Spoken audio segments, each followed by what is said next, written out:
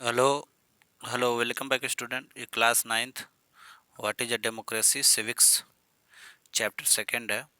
पुरानी वाली एनसीईआरटी से नई वाली एनसीईआरटी से चैप्टर फर्स्ट है। ठीक है, तो इसमें देखो इस चैप्टर को समझने से पहले what is a democracy, why is democracy, इसको इस चैप्टर को समझने से पहले कुछ ऐसी टर्मिनोलॉजी हैं जिसको आपको समझना बहुत ज़रूरी है। ठीक है, मोस्ट इम्पॉर्टेंट है। इसको आप समझे बिना उस चैप्टर को नहीं समझ सकते। समझ रहे हैं? तो पहला जो है टर्मिनोलॉजी है कोलिशन। कोलिशन का मतलब होता है बेटा गठबंधन। ठीक है, कमिंग टुगेदर ऑफ पीपल, लोग मतलब जब लोग एक साथ आते हैं किसी ऑर्गेनाइजेशंस या पार्टीज या नेशंस, यानी नेशंस हो या कि पार्टीज हो या कोई ऑर्गेनाइजेशंस हो या एक साथ कुछ लोग आते हों। ठीक है, द अलायंस अलायंस करते हैं, यानी कि ये ग्रुप बनाते हैं। या ना sorry, the alliance is a temporary. अब इनका ये जो ग्रुप बना, ये कोलिशन जो हुआ, जो एक साथ आए, या कोई ऑर्गेनाइजेशन आया, पार्टीज आई, नेशंस आया, हाँ, या टुगेदर ऑफ पीपल, लोग इकट्ठे होके आए, तो इनका जो कोलिशंस होता है वो टेम्पररी भी हो सकता है और last only as a long as it is the convenient. Convenient का मतलब जब जब तक उनको उनमें आपसी सहमति बनी रहती है तब तक वो लोग एक साथ रह सकते हैं। जैसे इंडिया में इस समय महागठबंधन बनाया गया है, एक ऐसा कोलिशन बना है बच्चों, जिसमें राहुल गांधी, अरविंद केजरीवाल, तमाम तमाम जी, तमाम तेजस्वी यादव, अखिलेश यादव, तमाम लोग एक ग्रुप में आए हैं। महाराष्ट्र के कुछ पार्टियां हैं, तो ये कोलिशंस इनका हुआ है। तो ये जब तक चाहें एक टेम्पररी होता है, लेकिन अगर इनमें अंदर कन्वीनियंटली जो है अगर सहमति बने रहे तो ये लंबे समय तक भी चल सकता है। दूसरा जो टर्मिनोलॉजी है, देखो ये बच्चों यहाँ रेफरेंडम दिया है। रेफरेंडम का मतलब होता है जनमत संग्रह। रेफरेंडम एक डायरेक्ट इलेक्शंस होता है, पुटिंग अ प्रपोजल, किसी प्रपोजल के लिए लोग इकट्ठा होते हैं और डायरेक्ट जो है कि उस पे यस या नो करते हैं। Before the voters are talking yes और नो करते हैं, उस पर आंसर देते हैं। They can be done a basis of new new constitution. ये जो वर्क है, ये जो रेफरेंडम है, ये जो है न्यू कॉन्स्टिट्यूशन के लिए भी हो सकता है किसी कंट्री में, किसी लॉ के लिए भी हो सकता है, एनी पॉलिसी यानी किसी पॉलिसी के लिए भी होता है by the government, sorry of the government, government की किसी पॉलिसी, किसी लॉ या न्यू कॉन्स्टिट्यूशन इम्प्लीमेंट करना है पूरी कंट्री में, तो लोगों को रेफरेंडम के लिए बुलाया जाता है। रेफरेंडम मतलब जनमत संग्रह, सभी लोगों का जो है कि उससे यस या नो में पूछा जाता है कि क्या ये डिसीजन सही है, ट्रू है या फॉल्स है। तीसरा है बेटा, देखो यहाँ पे दिया है कॉप। कॉप का मतलब होता है तख्ता पलट। The sudden over through of A government, किसी भी देश में अगर कोई गवर्नमेंट उसको डायरेक्टली, ठीक है, इलीगली, मतलब कि गैर कानूनी ढंग से अचानक उसको उखाड़ फेंका जाए, हटा दिया जाए उसको कुर्सी से, ठीक है, वो किसी पे पोस्ट पे बैठा हो, तो इसको कॉप कहते हैं। इट में भी और नहीं सॉरी, इट में और मे नॉट बी वायलेंट, यानी इसमें ये इसके कहने का मतलब ये है कि ये जो कॉप है वो जो है कि उसमें हिंसा, वायलेंस, वायलेशन हो भी सकता है, नहीं भी हो सकता है। ठीक है, फोर्थ वाला क्या है? फोर्थ वाला देख लो बच्चों, लेबर यूनियन। लेबर यूनियन एक ऐसा ऑर्गेनाइजेशन है लेबर का जो फॉर्म्ड होता है पर्पज ऑफ ए मेंटेनेंस। इसका पर्पज क्या होता है कि maintaining and improving there employment, उनके रोजगार को मेंटेन यानी बनाए रखने के लिए, इम्प्रूवमेंट मतलब उसमें कुछ सुधार करने के लिए, तो उसको क्या कहते हैं? Labour union, labour union. ठीक, तो लेबर यूनियन में यही होता है कि सारे लेबर्स इकट्ठे होते हैं, उनका पर्पज हमेशा होता है कि उनकी एम्प्लॉयमेंट जो है मेंटेन रहे, यानी उनका रोजगार बना रहे और इम्प्रूवमेंट भी होता रहे, यानी कि सुधार भी होता रहे। कम्युनिस्ट रूल में देख लीजिए ये क्या होता है। कम्युनिस्ट रूल का मतलब ये है बच्चे ना कि the rule of the country run by communist party. किसी भी कंट्री में अगर कम्युनिस्ट पार्टी द्वारा जो है रूल हो रहा है तो उसे कम्युनिस्ट रूल कहेंगे। Which other parties are not allowed, और उसमें कोई दूसरी पार्टी होती नहीं है। ठीक है, जैसे चाइना है, रसिया है, अगर चाइना और रसिया में आपको इलेक्शन लड़ना है ना, तो चाइना और रसिया की जो कम्युनिस्ट पार्टी है उसकी पहले आपको मेंबरशिप लेनी पड़ेगी। ठीक है, तभी आप इलेक्शन लड़ सकते हैं। तो other party are not allowed to strive the powers. समझ रहे हैं? स्ट्राइव द पावर तो मतलब कि सत्ता जो है के लिए आप उस पार्टी में शामिल होंगे तभी आपको जो है कि पावर्स मिलेगा। हाँ, the state control all major property, जो स्टेट होता है या जो गवर्नमेंट होती है वो सारी में प्रॉपर्टी पे जो है उसी का कंट्रोल रहता है, सारे इंडस्ट्रियों पे होता है। फिर नेक्स्ट है बेटा पॉलिटिकल प्रिजनर। पॉलिटिकल प्रिजनर किसे कहेंगे? People in prison are under house arrest, यानी कि किसी भी व्यक्ति को, ठीक है, किसी भी व्यक्ति को उसके घर में या गवर्नमेंट के किसी प्लेस पे यदि अरेस्ट किया जाए, क्यों अरेस्ट कर लिया जाए? क्योंकि गवर्नमेंट करे कि उसके व्यू से, उसके एक्शन से, उसके इमेज से, जो सोसाइटी में उसका इमेज है, जो वो एक्शन ले रहा है इस समय सोसाइटी में वो आदमी, या उसके व्यू से, उसकी बातों से, government consider the threat of itself. इस थ्रेट मतलब खतरा, ठीक है, यानी गवर्नमेंट अपने ऊपर जो है उस आदमी के एक्शन, इमेज और व्यू से जो है अपने आप को खतरा मानती है कि गवर्नमेंट खतरे में आ जाएगी, ठीक है, तो इसलिए उसको जो है कि पॉलिटिकल प्रिजनर कहा जाता है, उसको कैद कर लिया जाएगा, तो ऐसे कैदी को पॉलिटिकल प्रिजनर कहा जाता है। ऑफन ए फॉल्स ऑफ एग्जरेटेड, एग्जरेटेड मतलब झूठे केस में उसको जो है कि रखा जाता है, ठीक है, वो सच्चे केस में नहीं, उसको जो है कि अरेस्ट किया जाता है, ठीक। And they kept in person without falling due to process law. और ये जो जो भी एक्टिविटी होती है in person without following due to process law, ये सब चीज़ें जो है कि लॉ के अकॉर्डिंग नहीं करते हैं लोग, ठीक, गवर्नमेंट नहीं करती है, उस पर नहीं लागू करती है, ठीक है। अब नेक्स्ट है मार्शल लॉ। मार्शल लॉ में क्या है? Rule and regulation impose after the army to the control of the administration. Army का जो है ना एडमिनिस्ट्रेशन से लेकर एडमिनिस्ट्रेशन पे अपना जो है कंट्रोल इम्पोज रखती है, जुडिशरी पे भी अपना कंट्रोल रखती है, तो उस लॉ को मार्शल लॉ कहते हैं। किसी देश की आर्मी जो है बच्चों, अगर जो है कि पूरे एडमिनिस्ट्रेशन के साथ साथ जुडिशरी पे भी कंट्रोल कर ले और अपने रूल्स रेगुलेशन के अकॉर्डिंग वो कंट्री को चलाए, तो उसे मार्शल लॉ कहते हैं। स्ट्राइक का मतलब हड़ताल होता है। स्ट्राइक का मतलब क्या होता है? हड़ताल होता है। हड़ताल में क्या होता है कि refusal to work collective by a workers employees due to some grievances। यानी इसके कहने का मतलब ये है कि स्ट्राइक में क्या होता है ना कि जो वर्कर्स होते हैं या एम्प्लॉयज़ होते हैं वो अपने अपने समझ लो कि एम्प्लॉयमेंट को मेंटेन रखने के लिए कुछ डिमांड होती है उनकी, कुछ कुछ जो है कि शिकायतें होती हैं। ग्रीवेंसेस मतलब कुछ शिकायतें होती हैं, उस शिकायतों को के लिए जो है क्या करते हैं, वो जो है कि हड़ताल करते हैं, या वो एक सेकंड यहाँ पे देख लो स्ट्राइक, ठीक है, वो क्या करते हैं कुछ शिकायतों और कुछ डिमांड के लिए जो है कि जो लेबर्स होते हैं, एम्प्लॉय होते हैं, वो एक ग्रुप में जो है कि काम करने से इनकार कर देते हैं, ठीक। आज एक साथ वो मिलते हैं ड्यू टू सम ग्रीवांसेस मतलब कुछ अपनी शिकायतों के लिए, अनटिल द सम डिमांड, उनकी कुछ डिमांड होती हैं। अच्छा, कुछ ऐसी कंट्रियां हैं जो right to the strike legal in a most democratic country. Most यानी ज़्यादातर कंट्रियां डेमोक्रेटिक कंट्रियां हैं, वहाँ पे स्ट्राइक जो है कि उसको लीगल माना गया है। वीटो देख लो बच्चों, वीटो क्या होता है? The right given any person, यानी ऐसा राइट्स जो किसी पर्सन को दे दिया जाए, किसी पार्टी को दी जाए, किसी नेशंस को दिया जाए, सिंगल हैंडली भी हो सकता है। ये क्या कर सकता है? Stop any law, any law को, किसी भी लॉ को स्टॉप कर सकता है। हाँ, वीटो गिव्स अनलिमिटेड राइट, ये वीटो से आपको अनलिमिटेड राइट उस व्यक्ति को मिल जाता है किसी भी डिसीजन के लिए। लेकिन एक चीज़ है कि नॉट टू इम्प्लीमेंट इट, यानी किसी लॉ को वो इम्प्लीमेंट नहीं कर सकता है। बस यही है कि किसी लॉ या किसी रूल को वो रोक सकता है, ठीक है। इसका मतलब वीटो का मतलब होता है आई रिफ्यूज़, या आई रिफ्यूज़ का मतलब मैं मना करता हूँ, ठीक है। कॉलोनी किसको कहते हैं बच्चे? देख ले, कॉलोनी का मतलब ये है कि an area under the political control of an other government. कोई भी एरिया, कोई भी क्षेत्र जहाँ पे जो है कि किसी दूसरी गवर्नमेंट का कंट्रोल हो, तो उसको कॉलोनीज कहते हैं, ठीक। अब आपको समझ में आएगा। अब इसमें है डिफिनेशन में देख लीजिए, चैप्टर स्टार्ट है। डेफिनेशन में ये है कि democracy is a form of governance, यानी कि डेमोक्रेसी क्या होती है, यानी कि गवर्नेंस का एक फॉर्म होता है जिसमें which rulers are elected by the people, जो रूलर्स होते हैं वो लोगों द्वारा क्या होते हैं? इलेक्ट होते हैं। नेक्स्ट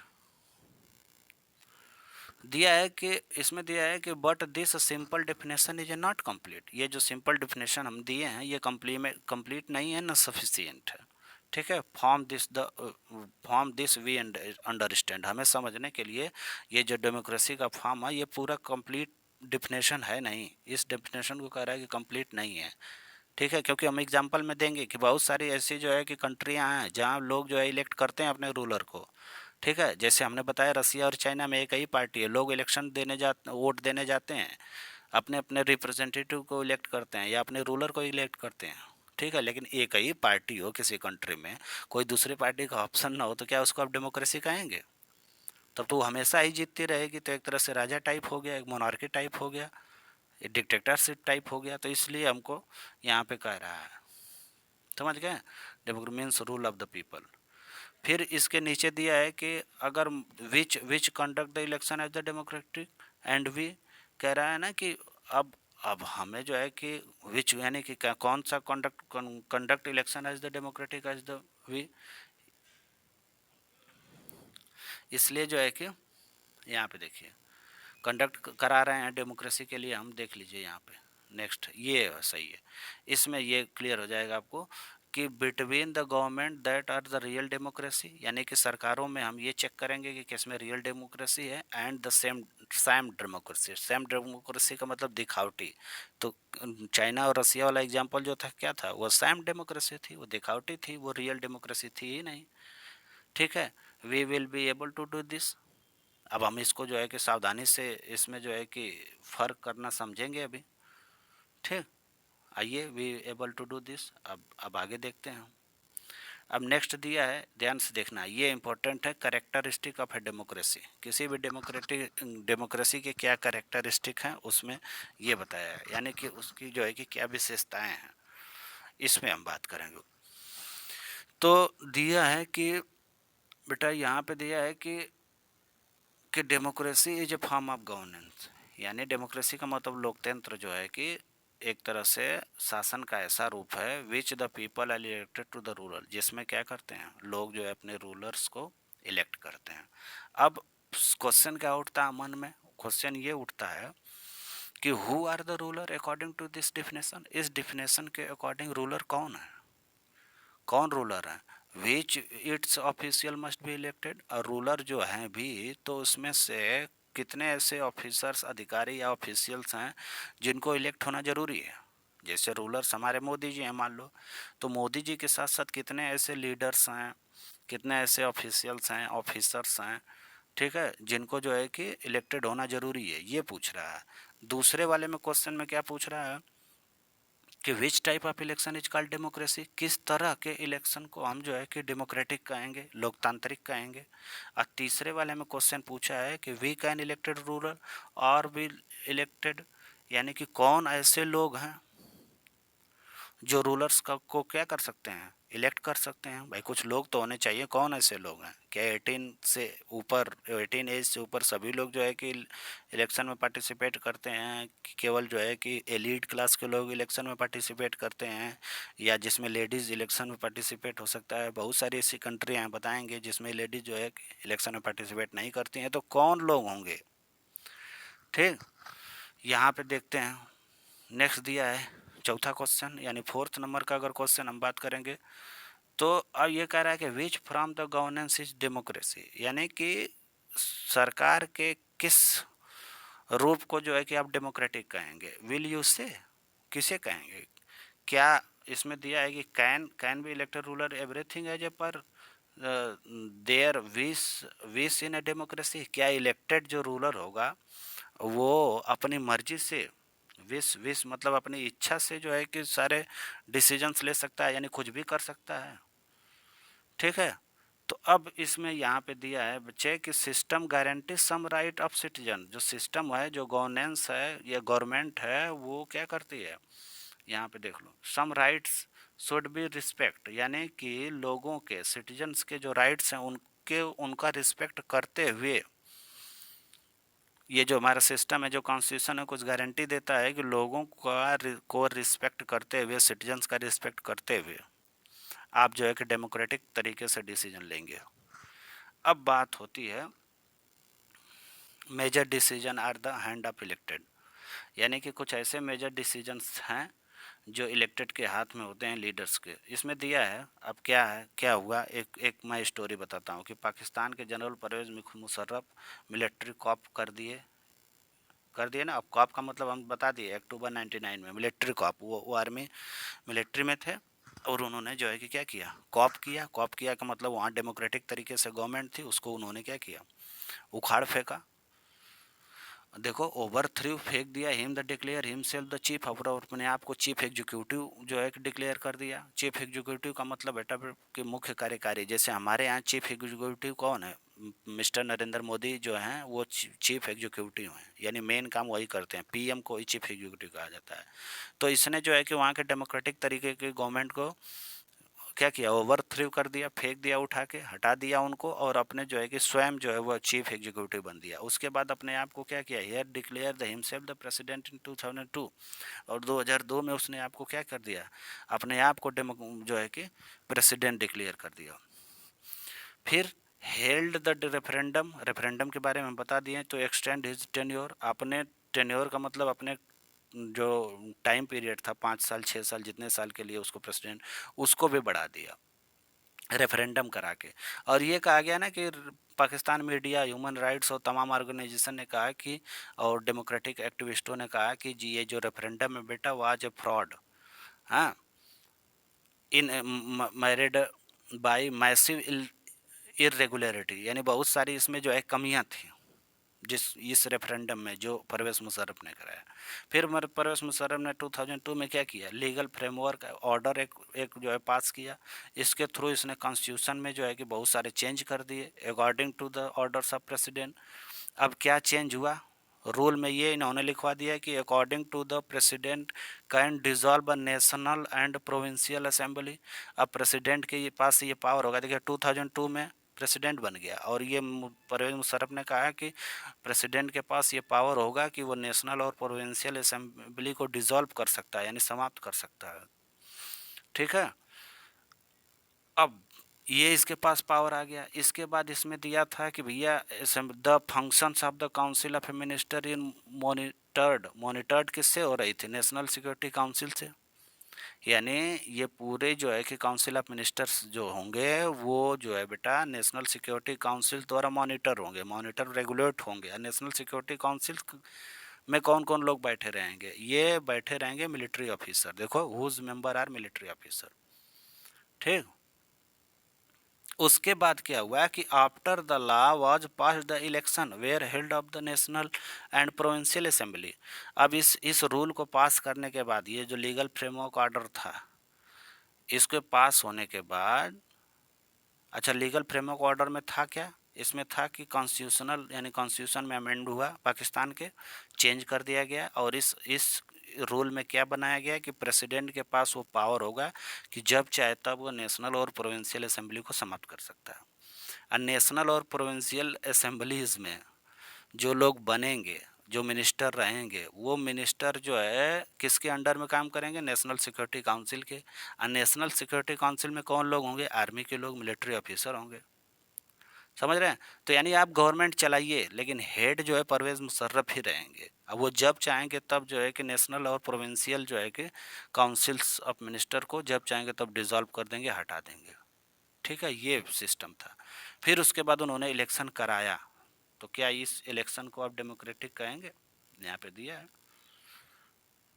ये देखिए elected representative got a some right, कुछ राइट्स दिए गए थे उनको, लेकिन मेन पावर किसके पास था, परवेज़ मुशर्रफ के पास था। तो ये बात, तो इसीलिए इसमें कहा है बेटा यहाँ पे कि द रियल रूलर्स जो होता है they can not take a final decision.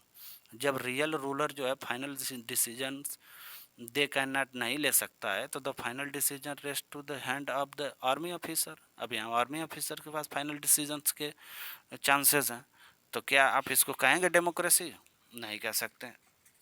ठीक, नेक्स्ट है, अब इसका क्या कंक्लूजन निकला वो हम नेक्स्ट पे बताएंगे। यहाँ पे देखो दिया है कि power to take a final decision should rest only with the representative elected by the people. इसमें कह रहा है ना कि डेमोक्रेसी में जो लास्ट डिसीजन की पावर है वो लोगों द्वारा इलेक्टेड रिप्रेजेंटेटिव के पास होनी चाहिए, इसका मतलब ये है। ठीक है, अब इसमें दिया है ना, यहाँ पे दिया है कि free and fair election. Free and fair election कैसे होगा, इसका कंपटीशन, तो इसमें दिया है कि देखो द पार्लियामेंट ऑफ चाइना, अब एक चाइना की पार्लियामेंट है, उसको कहा जाता है कांगो रे मीन्स ये कहा जाता है, ठीक है। और इसकी पार्टी का नाम है नेशनल पीपल्स पार्लियामेंट। जो चाइना में जो पार्टी है उसका नाम है नेशनल पीपल पार्टीज। हमारे यहाँ जो गवर्नमेंट है मोदी जी की, उसके जो है पार्टी का नाम है बीजेपी। वैसे ही चाइना के गवर्नमेंट की पार्टी का नाम है national people's parliament. Election for the Chinese parliament are held, ठीक है। और रेगुलरली एवरी 5 ईयर, यानी हर 5 साल में चाइनीज पार्लियामेंट के लिए इलेक्शन होता है, ठीक है, सही बात है। अच्छा, लेकिन इसमें क्या क्या जो है कि पॉइंट है देख लीजिए। लेकिन दिया है कि before contesting election all candidate must approval has to be taken from a national people's parliament. National people's parliament से आपको पहले, यानी कि जो एनपीपी उनकी पार्टी है चाइना में, उससे आपको अप्रूवल लेना पड़ेगा। अप्रूवल लेना या अनुमति लेना पड़ेगा इलेक्शंस में किसी भी कैंडिडेट्स को। यदि आप कैंडिडेट बनना चाहते हैं तो उससे आपको अप्रूवल लेना पड़ेगा। तो जब कोई एक ही पार्टी है, अब उसमें आप अप्रूवल लेके आप शामिल होते हैं, उसके बाद आप इलेक्शन लड़ते हैं, अब उसी पार्टी की कंटिन्यू गवर्नमेंट रहेगी, तो क्या आप इसको कहेंगे कि ये डेमोक्रेटिक कंट्री है? नहीं कहेंगे। वैसे ही कहानी है मैक्सिको की, देख लो यहाँ पे दिया है, सिंस द इंडिपेंडेंस। मैक्सिको की आज़ादी के बाद कहानी है 1993 है। ये क्या है इसको आप देख लीजिएगा अपनी बुक से। Election have been the held on Mexico to elect a president, यानी कि हर साल इलेक्शंस होता है, हर साल नहीं मतलब इलेक्शंस होता है। ये party named the revolutionary party है। हर साल जो है कि रेवोल्यूशनरी पार्टी की जो है क्या हो जाती है, विक्ट्रियस, यानी वही जीतती है। यानी उस पार्टी का नाम है PRI. PRI was the notorious for using various tactics to win election. Various मतलब डिफरेंट डिफरेंट टाइप के टैक्टिक्स, यानी कि योजनाएं, आइडियाज, हथकंडे अपना के ये इलेक्शन जीतने वाली पार्टी है। क्या नाम है इसका? पीआरआई। ये पीआरआई पार्टी कहाँ है? मैक्सिको में, ठीक है। For the all people working government agencies, जितने भी party for all people working in a government agency, यानी कि गवर्नमेंट एजेंसियों में काम करने वाले जितने भी लोग होंगे वो पार्टी के लिए काम करेंगे, ठीक है। It was the mandatory of the attend of the meeting, यानी पार्टी की जो भी मीटिंग्स हो भी उनमें गवर्नमेंट, जो हमारे यहाँ के जो गवर्नमेंट्स लोग हैं, ऑफिशियल लोग हैं, जो सरकारी नौकरी करने वाले हैं लोग, क्या किसी पार्टी के जो है कि मीटिंग्स में वो उनको मैंडेटरी है, यानी ज़रूरी है वहाँ पे पार्टी अटेंड करना? ऐसी बात नहीं है, लेकिन वहाँ पे है। तो यहाँ पे बहुत सारे जो है कि कमी है। फिर देख लीजिए बच्चे, तो यहाँ पे हम आ जाते हैं। इसमें दिया है ना बेटा, यहाँ पे दिया है कि democracy merely holding election is not enough, यानी कि मेयरली होल्डिंग इलेक्शन, यानी कि कंटिन्यू, मान लो इसका मतलब ये है कि मेयरली मतलब सिर्फ होल्डिंग इलेक्शन, सिर्फ चुनाव कराने से ही कोई डेमोक्रेटिक या डेमोक्रेसी किसी के पास नहीं हो जाती, ठीक है। More than one in the election, यानी कि केवल इलेक्शन कराने से ही किसी देश को आप डेमोक्रेटिक कंट्री नहीं कर सकते, ठीक। डेमोक्रेटिक कंट्री में और देख लीजिए, they must be situation of a choice between real political options, यानी कि हर नागरिक को, जितने मतलब जो लोग रहते हैं किसी कंट्री में, उसको क्या ऐसी सिचुएशंस होनी चाहिए, ऐसी स्थिति होनी चाहिए कि उनको चॉइस हो between the real politicals option. बहुत सारे पॉलिटिकल्स ऑप्शंस की चॉइसेस हो, यानी वो कांग्रेस को वोट दे सके, बीजेपी को वोट दे सके, एसपी को वोट दे सके, टीएमसी को वोट दे सके, ठीक है।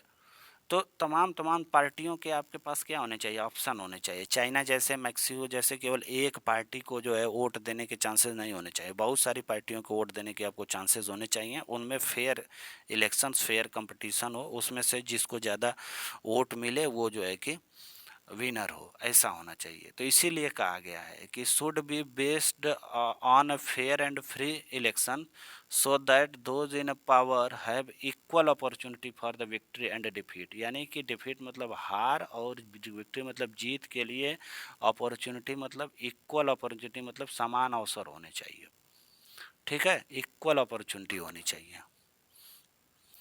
ठीक। तब आप जो है कि फ्री इलेक्शंस, यानी कि निष्पक्ष जो है कि इलेक्शंस कहेंगे, those the power of equal, समझ रहे हैं, यानी किसी भी डेमोक्रेटिक कंट्री में ऐसा होना चाहिए।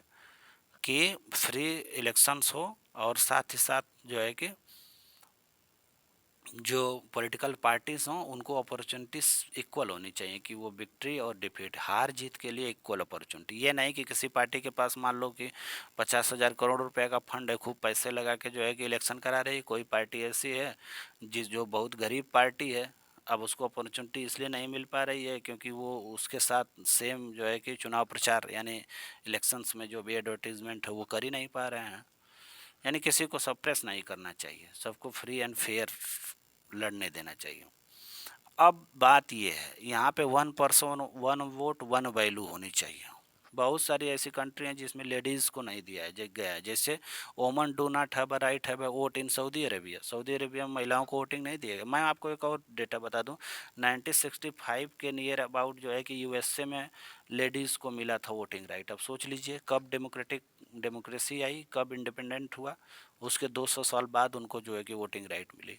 यहाँ पे एक और है कि एस्टोनिया एक ऐसी कंट्री है इसमें दिया हुआ है कि यहाँ पे रसियंस माइनॉरिटी कम्युनिटीज़ जो हैं, यानी कि एस्टोनिया में रहने वाले रसियन माइनॉरिटी कम्युनिटीज़ के लोग जो हैं उनको जो है कि बेटा find the difficult to get a right, उनको जो है कि वोटिंग की राइट प्राप्त करने के लिए बहुत सारी कठिनाइयाँ होती हैं, तो ये भी गलत है। नेक्स्ट एक और एग्जांपल है कि फिजी में इलेक्टोरल सिस्टम ऐसा है कि vote of the native has more importance than the vote of Fijian citizen of Indian origin. यानी इंडियन ओरिजिन के जो सिटीजन्स हैं उनसे ज़्यादा जो है कि वोटों की वैल्यू किसकी है, जो फिजी के रियल फिजी वाले लोग हैं। तो इंडियन ओरिजिन के लोगों के वोट की वैल्यू कम है और फिजियंस की जो है क्या है, ज़्यादा है। तो ये भी गलत बात है, ऐसा भी नहीं होना चाहिए। इसीलिए यहाँ पे कहा गया है, इम्पोर्टेंट लाइन है कि every adult citizen should have 1 vote and every vote should have equal value. Every adult, जितने भी एडल्ट सिटीजन हैं यानी 18+ जो भी हैं लोग, उनको क्या होना चाहिए, उनके पास एक वोट होना चाहिए, वो चाहे वो लेडीज़ हो यानी फीमेल हो चाहे मेल हो, ठीक। और सबके वोट की वैल्यू 1 होनी चाहिए, फिजी टाइप नहीं कि फिजी के जो जो फिजी ओरिजिन्स के हैं उनको ज़्यादा उनके वैल्यू हैं उनके वोट्स के, और जो इंडियन ओरिजिन के वहाँ रहते हैं उनके वोट की वैल्यू कम है। ऐसा बिल्कुल नहीं होना चाहिए किसी भी डेमोक्रेसी में, ठीक है। नेक्स्ट पॉइंट है यहाँ पे, यहाँ दिया है कि rule of law and rights. देखो यानी कि law and right, rules law का होना चाहिए, respected of rule of law होना चाहिए और लोगों के राइट्स को जो है प्रोटेक्ट होना चाहिए। इस लेकिन एक कंट्री है देखो Zimbabwe gain independent from the white minority, यानी गोरों से इनको आज़ादी मिली कब, 1980 में, after the country has ruled by the जानू पीएफ पार्टीज। लेकिन जीतने के बाद यानी कि इंडिपेंडेंसी के बाद, सॉरी आज़ादी के बाद जानू पीएफ पार्टी का ही वहाँ रूल रहा है, ठीक है। और उनके जानू पीएफ पार्टी के जो प्रेसिडेंट हैं मुगाबे, मुगाबे जो है कि ऐसी बात नहीं है कि मुगाबे जो है कि कम लोकप्रिय हैं, लेस पॉपुलर्स हैं, बट ये adopt the wrong methods in election. लेकिन वो इलेक्शन में क्या करते हैं, गलत तरीकों को अपनाते हैं, ठीक। फिर इसके नीचे और क्या करते हैं मुगाबू, मुगाबू साहब क्या करते हैं, television and radio are under the government, television और रेडियो गवर्नमेंट के अंतर्गत रखे हुए हैं। Control of the broadcast only view of the ruling party, केवल बार बार रूलिंग पार्टी का ही व्यू दिखाया जाएगा, उन्हीं का एडवर्टीजमेंट दिखाया जाएगा, उन्हीं के कामों को दिखाया जाएगा, यानी कि अपोजिशन की कोई बात ही नहीं होगी। और एक बात ये भी है कि newspaper are free, but newspaper तो फ्री है लेकिन जर्नलिस्ट जो है वो citizens of the government are harassed, यानी ऐसे जर्नलिस्ट जो गवर्नमेंट की थोड़ी सी भी अगर उसको जो है क्रिटिसिज्म करते हैं गवर्नमेंट का तो उनको हैरेस्ड होता है। हैरेस्ड का मतलब उनको क्या किया जाता है, उनको परेशान किया जाता है।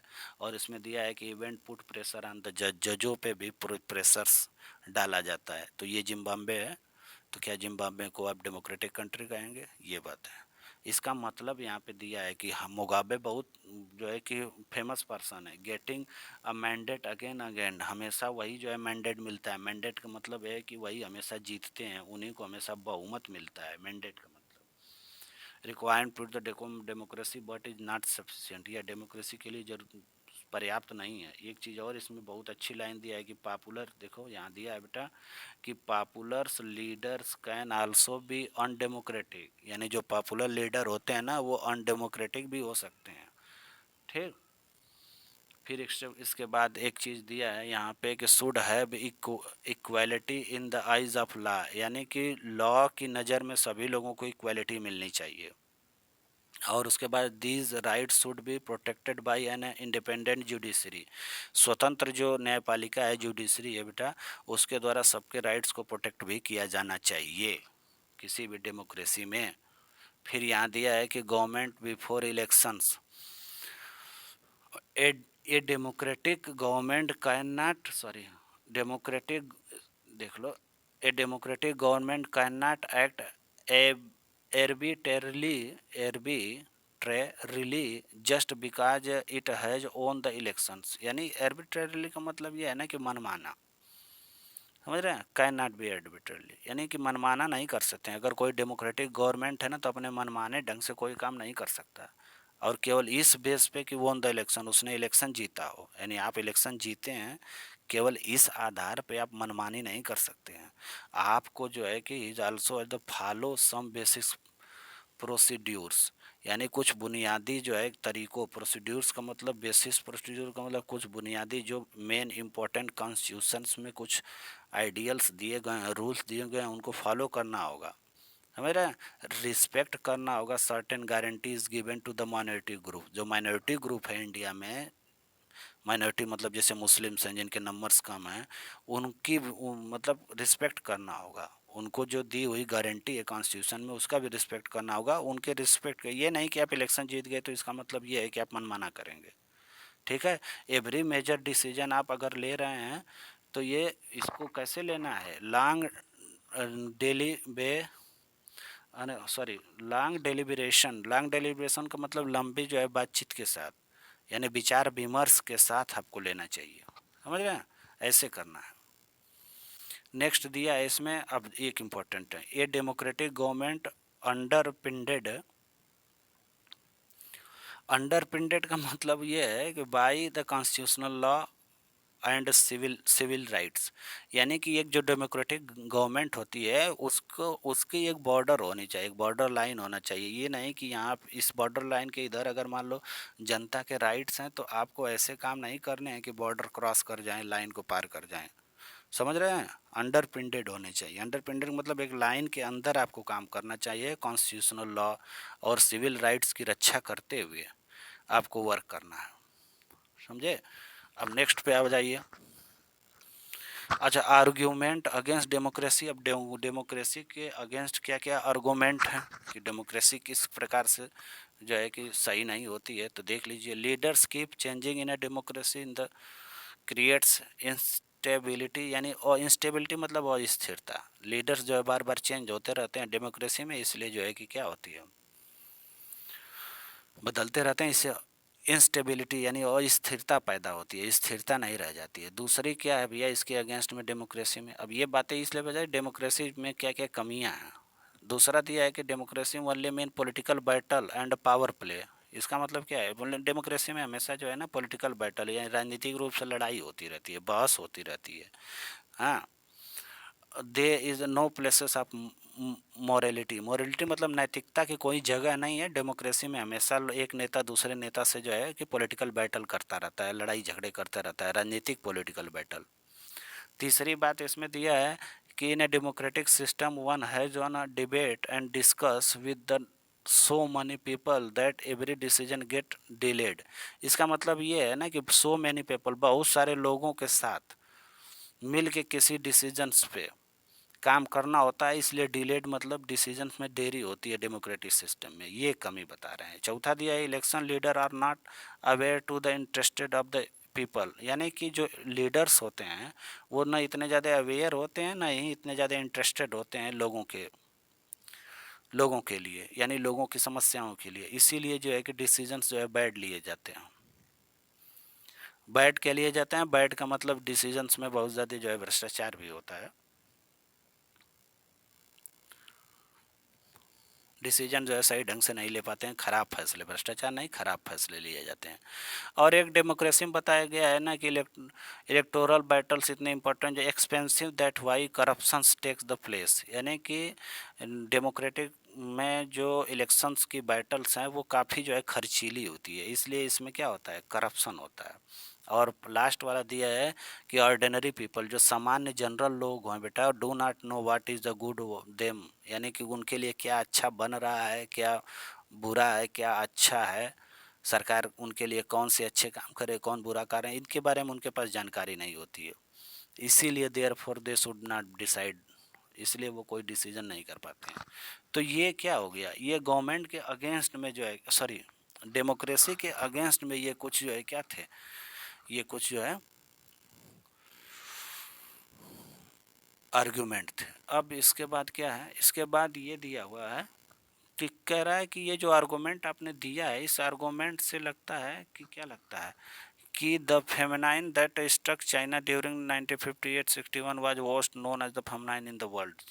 अब इसमें, अब चाइना में क्या है कि मैं तो आपको बताऊं, सॉरी, इसमें यहाँ देखिए, छोड़िए, argument of the favour of democracy गलत हो गया सा, तो इसमें आप इसको कम फिर से सही कर लीजिए कि आर्गूमेंट ऑफ फेवर में, डेमोक्रेसी के फेवर में क्या आर्गूमेंट है उसके बारे में बता रहा है। वहाँ पे डेमोक्रेसी के किस में था, अगेंस्ट था, यहाँ फेवर में है। The feminine that struck China during, यानी कि स्ट्रक चाइना जो 1958-61 में चाइना में क्या पड़ा, स्ट्रक्स मतलब अकाल पड़ा, हाँ, द ओस्ट मतलब बुरी हालत थी पूरे वर्ल्ड से, हाँ, history in the about their crore people dead of the hunger, यानी कि लाखों लोग, करोड़ों लोग जो है क्या वे भूख से मर गए। और उनकी the economic condition of the India was not much better, यानी कि एक बात ये भी है कि इंडिया से जो है कि इकोनॉमिक स्थिति कोई बहुत अच्छी थी नहीं, फिर भी इंडिया में जो है कि इंडिया में जो वो एक तरह से पेंडेमिक आया था, स्ट्रक आया था, अकाल पड़ा था, इंडिया में बहुत ज़्यादा प्रॉब्लम नहीं हुई, ठीक, लेकिन चाइना में बहुत ज़्यादा प्रॉब्लम्स हुई, क्योंकि इंडिया में प्रॉब्लम्स नहीं होने का कारण क्या था कि जब इतना बड़ा जो है कि बेटा अकाल पड़ा, स्ट्रक आया था चाइना में, तो उसमें केवल एक पार्टी थी, कोई उसका जो है कि क्रिटिसिज्म करने वाला नहीं था। इंडिया में क्रिटिसिज्म होने लगी गवर्नमेंट की, गवर्नमेंट तरह तरह का स्टेप उठाने लगा, और गवर्नमेंट के स्टेप उठाने से जो है कि हमारे यहाँ बहुत लोगों को उससे इस ट्रक से निकाला गया, अकाल से बचा लिया गया। तो ये भी है कि गवर्नमेंट का यदि आप क्रिटिसाइज नहीं करते हैं, इसमें देखिए साफ साफ लिखा है कि यदि गवर्नमेंट का आप क्रिटिसिज्म करते हैं, बार बार आलोचना करते हैं उसकी, अच्छाई और बुराई को, अच्छाई को अच्छाई, बुराई को बुराई कहते हैं, तब समझ लीजिए कि वो गवर्नमेंट अच्छे काम करेगी। इसमें दिया है, एक बात ये भी है कि governance system is better than any other system, governance of terms of responding to the people's non democratic government. अब इसमें ये कह रहा है कि जो डेमोक्रेटिक गवर्नमेंट है बेटा, वो अनडेमोक्रेटिक सिस्टम से या नॉन डेमोक्रेटिक सिस्टम से बहुत ही अच्छा है। क्योंकि देखा ना आपने, चाइना में स्ट्रक पड़ा, अकाल पड़ा, इंडिया में भी पड़ा, लेकिन चाइना में 3 करोड़ से ज़्यादा लोग मारे गए, लेकिन इंडिया में वैसी कोई जो है कि हैवी कैजुअलिटी नहीं हुई। अब इसके बाद कह रहा है यहाँ पे, the method is better then other because it governance is more accountable of them, यानी कि जो डेमोक्रेटिक रूल्स होते हैं, यानी डेमोक्रेटिक जो गवर्नेंस होता है वो दूसरे सिस्टम से बहुत बेहतर है, क्योंकि इस गवर्नेंस में अधिक रिस्पॉन्सिबिलिटी और अकाउंटेबिलिटी होती है। अकाउंटेबिलिटी का मतलब जवाबदेही ज़्यादा होती है डेमोक्रेटिक में, क्योंकि आपसे लोग सवाल पूछने लगेंगे डेमोक्रेसी में। और चाइना रसिया वगैरह में जैसी गवर्नमेंट है, कम्युनिस्ट गवर्नमेंट है, हाँ, मैक्सिको में जैसी गवर्नमेंट थी, उसमें आप जो सवाल नहीं पूछ सकते थे। ठीक है, एक चीज़ और दिया है कि अगर हम कह दें increase chance of making better decisions होता है, डेमोक्रेसी में क्या होता है कि बेटर डिसीजन के चांस बढ़ जाते हैं। ठीक है, there is also third argument related this, democracy provides a way handle difference to conflicts, यानी एक चीज़ और है कि डेमोक्रेसी में क्या है कि बेटा provides way handle the difference and conflict, democracy आपको ना एक दूसरे, डिफरेंस का मतलब एक दूसरे के बातों से आपको आप जो है कि निश्चित तौर पे राजी नहीं हो सकते हैं, कन्फ्लिक्ट भी हो सकता है, टकराव भी हो सकता है। ठीक है, तो इससे क्या होता है कि टकराव और मनमुटाव को संभालने के लिए एक ये जो है कि तरीका देता है डेमोक्रेसी। लेकिन बाकी वहाँ पे बाकी जो सिंगल जो है कि पार्टीज गवर्नमेंट थी, वहाँ पे ऐसा हो ही नहीं सकता। तो इसमें एक चीज़ है कि इंक्रीज हो जाता है chance making better decisions democracy में। समझ रहे हैं? अब दिया है कि democracy provide the only only peaceful situation, so this the problem democracy there is no permanent winner. यानी डेमोक्रेसी में कोई परमानेंट विजेता नहीं होता है, चेंज होता रहता है। अगर इंडिया की बात करें तो इंडिया की तरह जो है democracy keep that the country diverse as the united India. यानी कि इंडिया में जो है कि डेमोक्रेसी जो है इतने बड़े डाइवर्सिटी वाले देश में डेमोक्रेसी की ही वजह से जो है एकता बनी हुई, इंडिया को यूनाइटेड रखा हुआ है। अगर डेमोक्रेसी नहीं रहती तो इंडिया इतना ज़्यादा एकता वाला देश नहीं रहता। इसके कहने का मतलब ये है। ठीक, यहाँ पे देखिए status that citizens have democracy is not there any the system even the system was not capable of. इसका मतलब ये है कि डेमोक्रेसी में जो भी सिटीजन्स हैं उनकी जो भी कैपेबिलिटी है, हैसियत है, वो और किसी भी सिस्टम में नहीं है। ये समझ लीजिए। समझ रहे हैं? डेमोक्रेसी में सिटीजन्स के जितना रिस्पेक्ट होता है, जितना उनके जो है कि वैल्यू मानी जाती है, उतना जो है रियल डेमोक्रेसी में उतना जो है कि किसी और सिस्टम में नहीं हो सकता है। इसीलिए कहा है कि democracy increase the respect of citizens. Democracy जो है लोगों का रिस्पेक्ट बढ़ाता है, और डेमोक्रेसी जब based on principle of political equality. Democracy जो है वो किस पे बेस्ड है? पॉलिटिकल इक्वेलिटी पे। यानी कि राजनीतिक रूप से सभी लोग समान हैं, सबके जो है कि इक्वल वोट्स हैं, सबके इक्वल राइट्स हैं, सबको प्रोटेस्ट करने के राइट्स हैं, सबको अपने डिमांड रखने के राइट्स हैं। ये है डेमोक्रेसी की जो है कि पावर। अब इसके बाद कह रहा है यहाँ पे देखिए, यहाँ पे दे रहा है कि the last argument in favour of a democracy is that the democratic system is better another system. यानी कि डेमोक्रेटिक जो सिस्टम है वो दूसरों से बहुत बेहतर है, क्योंकि इसमें जो है कि आपको ये दिया है कि because they we will get the opportunity to correct our mistake. आप इसमें अपने किए हुए मिस्टेक को करेक्ट कर सकते हैं। एक डिसीजन लिया, करेक्ट जो एक डिसीजन मान लो कि रॉन्ग रॉन्ग हो गया, तो आप फिर आपको क्रिटिसाइज किया गया मीडिया के द्वारा, लोगों के द्वारा, कि आप गलत कर रहे हैं, आप गवर्नमेंट चला रहे हैं, आप नहीं चला पा रहे हैं, आप गलत कर रहे हैं, गलत रूल्स है, गलत पॉलिसी है। तो आप उसको ठीक भी कर सकते हैं उस मिस्टेक को।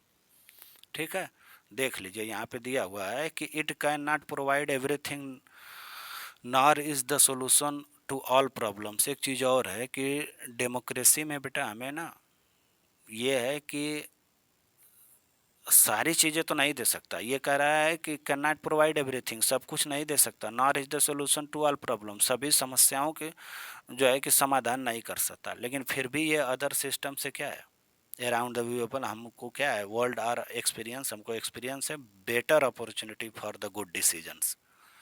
ठीक है, यानी कि बेटर अपॉर्चुनिटी देता है गुड डिसीजन के लिए। फिर भी अब डेमोक्रेसी का यहाँ दिया हुआ है कि ग्रेट डेमोक्रेसी, यानी डेमोक्रेसी को अगर आप देखें तो यहाँ पे दिया हुआ है बेटा कि द मॉस सॉरी हाँ, common from the democracy in our time representative democracy. यानी कि ज़्यादातर जो डेमोक्रेसी है आज दुनिया में वो कैसी डेमोक्रेसी है? Representative democracy. आज जो इलेक्शन चल रहा है, जनरल इलेक्शन, इस समय ना आप देखेंगे हर ज़िले में इलेक्शन हो रहा है जितना इंडिया है। यानी कि 545 सीटों के लिए जो है कि एमपी चुनने हैं।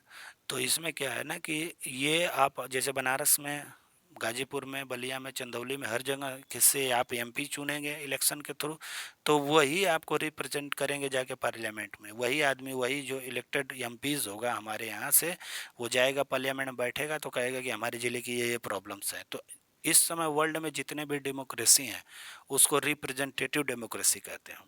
रेफरेंडम में क्या था कि डायरेक्ट डेमोक्रेटिक सिस्टम था, डायरेक्ट जनता जो है सामने खड़े होकर किसी लॉ पे यस या नो कर रही थी।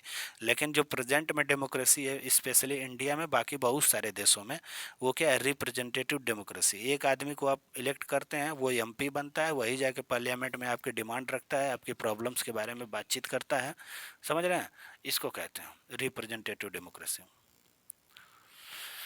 अब क्या है, अब ये कह रहा है कि should be democracy, every democracy should strive achieve the ideal. इसमें मतलब ये कह रहा है कि जितनी भी डेमोक्रेसी है उसको strive and achieve this ideals. यानी कि ऐसे मतलब कुल मिला जुला के कि उसको आइडियल्स को अचीव करना चाहिए, कुछ आइडियल्स होने चाहिए जो भी मान लो हमारे यहाँ तो कॉन्स्टिट्यूशन है बच्चे, कॉन्स्टिट्यूशन में जितने भी आइडियल्स दिए हुए हैं, ठीक है, उसको अचीव करना चाहिए। जितने भी डेमोक्रेसी हैं, एवरी डेमोक्रेसी को अपने अपने कॉन्स्टिट्यूशन में के रूल को फॉलो करना चाहिए, उसी के अकॉर्डिंग उसको काम करना चाहिए।